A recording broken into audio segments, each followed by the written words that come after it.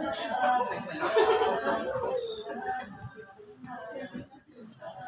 kill this love!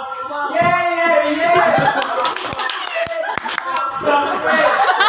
Sa Pinoy, sa puso, diwa, Pinoy na sila sa ating bansa. Ako'y hindi sanay sa wika ng mga banyaga.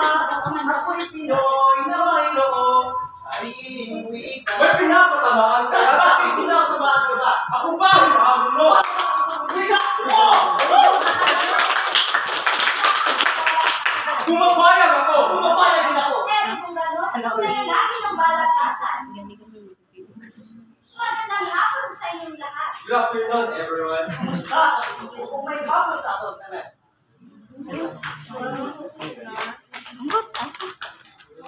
Wika natutubo, uwikang banyaga.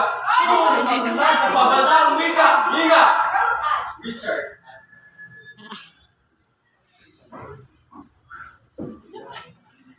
it will be the first time in our history to people who favorite rhymes and poetry. Its goal is for us to see the power of language and the spirit. Magandang hapon mga kapwa umakata.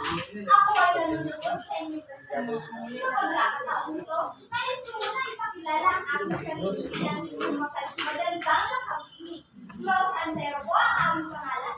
Sa pagtimbang ng katuliran, ako'y naninindigan. Pagpapaulan na ng tika ang ating pag-uusapan. Dalawang panig na katuliran, handa mo ang paghindan. Pagsangka talakayin, ating itong pagpilitin sa pagkat dito na ang bukog ang ating isip at pagkakas.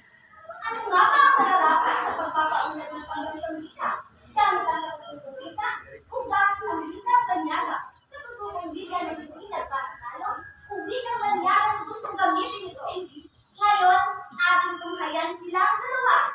Ating silang palakpakan at pakinggan.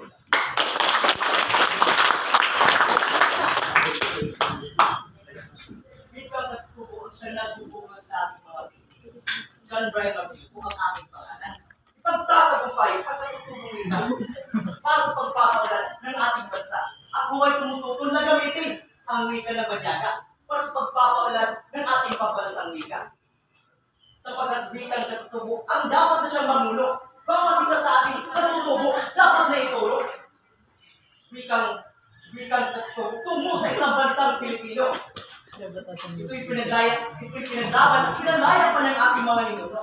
Wikang kaya't ating paunlarin, pagyamanin at ang higatin. Sa wika ng banyaga, huwag tayong magpaalipin. Wikang katutubo ay galing pa